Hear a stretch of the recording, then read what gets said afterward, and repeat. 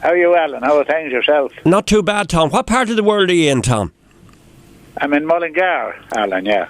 You're very much the man of the moment, front page of the Irish Independent today. You're the man who fought and battled on a couple of occasions. We'll get on to Jattelville in just a second. But you've recently come through COVID-19, Tom. What was that whole experience like for you? Alan, that was 10 times worse than Jattelville, shall I put it that way to you? Yeah, I got the symptoms, Alan, and I was, fighting them off, and suddenly they got the better of me. The chest scene, that awful cough, retching, tearing your bloody insides out, Right. So I rang the emergency people, and the ambulance arrived, and they were great. They were all togged out for the occasion, and they brought me over to the county hospital where I was isolated. I was given type of preliminary treatment, you know what I mean? Checks on blood pressure and all that. And I was there for about 4 hours, and when they found a bed for me upstairs in a proper isolation ward. So I was left there for about 3 days while the tests were, they did the tests on me. And during the time I was in there, I was treated, proper ventilators and what have you, and then the results came through that I was positive.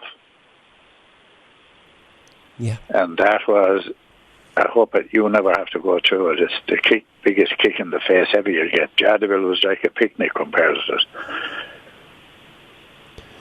So I took it on then, to get me. Yeah.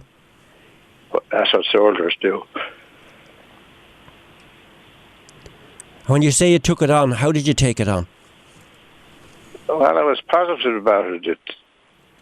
I developed my own little breathing regime, to get me, where lots of people were lying down. There was 3 in the ward with me, and they were going through the same scene as a coughing and lying, and I decided I would try and get their lungs to their capacity, to get me. So I used to hang on to the bars of the bed behind you, with my 2 hands, and reach up and do fill my lungs about 10 times as much as possible, and get all the gunge off my lungs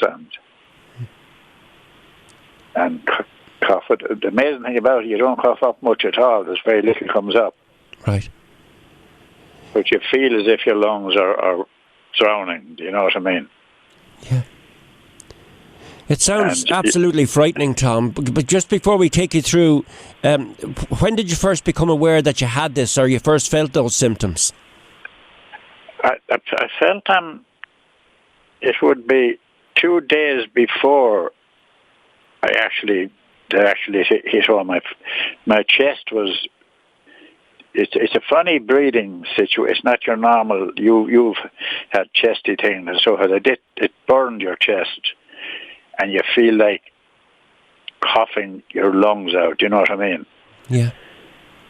It's debilitating, and you can't get away from it.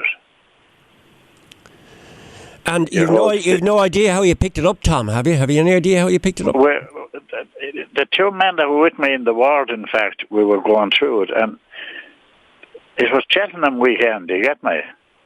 Yeah. And there's a certain pub in town, it was packed. Like Cheltenham is the great week for the racing people. And I was talking to the 2 men with me in the ward, and there was one particular pair that weren't Mullingar at all, and they were constantly coughing. Right. To the extent that they came to the notice of people. They were strangers, and I think there was 4 different instances out of that pub which contacted us. So that's probably where I got it as well. Okay. I was in for the last day of Cheltenham. I was after doing a long walk that day, in fact, up to Mullahameen. It's up a famous walk in Cavan. Yeah. So that's the only place I can pinpoint or go near to finding out where I contacted it in that particular Okay, so you've told us now where you feel you may have contacted it. You've told us the initial onset of it. You've taken us into the hospital, and you worked out your own routine to help with the breathing. So when did you start to turn the corner, Tom?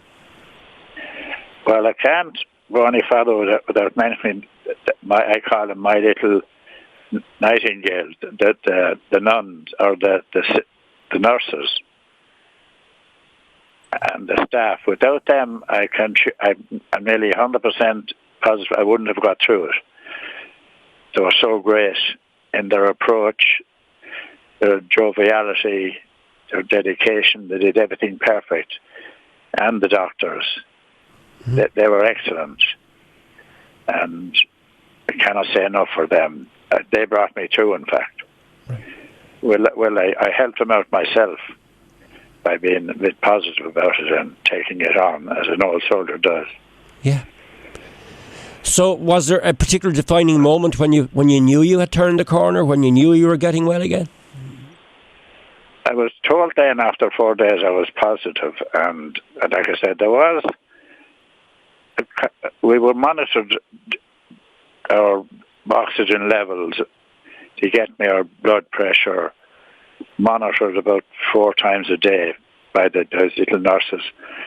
And I got up. I always got up out of the bed. I wouldn't just lie down when the nurses were coming, and walk up and down the ward. And it was some of the best weather, by the way, for the last six months. And just when you look out a window and see a nice sunrise, it gives you a bit of a fill-up as well, do you get me? Yeah. It says you have something to live for. Mm-hmm. Little things mean a lot in a situation like that. Yeah. So you're now well, Tom, are you? You're in good form. You've come home. You've sort of rallied again. Oh yeah, I'm flying. I was out. I bring my little dog for a walk out to the lake. You know, keeping distances and all that, and get in the stuff that's free, the fresh air. Yeah. And you're 82 years of age, so I mean, yes. You become a kind of a role model for people to positively beat this, to take this on and beat it. So, at 82 years of age, and was it just purely through the ventilation, etc.? There's no medication for this, is there? Oh, they give us the antibiotics. They gave you antibiotics twice a day. Yeah, okay. And paracetamol to keep the fever down, and vitamin C. That's basically it. Right. To get me, as you know, they don't know how to really deal with it. Mm-hmm. So those are the things that help along. You get me? Tom, yours is an amazing life. We will have to have a much longer chat, but even just to refer to Jattletville, I just watched the movie on that. What you've come through, the way that it's depicted in the movie, is that the way it was? A small battalion of Irish soldiers against 3,000? 2,500, roughly, we didn't give or take. There was 155 of us in no man's land, 180 miles into no man's land. No chance of being resupplied, no chance of getting out. Just thrown to the wolves, as I say. And there was a great friend of mine from Donegal. I have a photo of him. Duffy was his name, a little man from Donegal. He was he's dead since, but we took them on.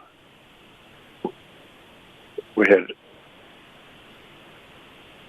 great leadership. Yeah. It reminded me of the struggle against this disease. Now we have great leadership. We have great people who rally around the flag. Same at Jattletville. It's our spirit that will keep us going. You're truly inspirational, Tom Gunn. You're truly inspirational. And I won't put you through much more conversation this morning. Yeah, I'm getting a bit. Sure, that's allowed. Look what you've come through, man, on 2 occasions. Sure, that's allowed. Yeah. Would you like to send out a message to people here in Wexford to stay strong, to stay well? Oh, the boys of Wexford who fought with heart and hand, you'll do it again. Do you get me? We are the boys of Wexford who fought with heart and hand. We used to sing that song, in fact, when we'd be having a few pints in Jadaville. It was a great morale booster, to get me. Yes. Things like that. To say, we Irish, we're not. You don't knock us out that easy.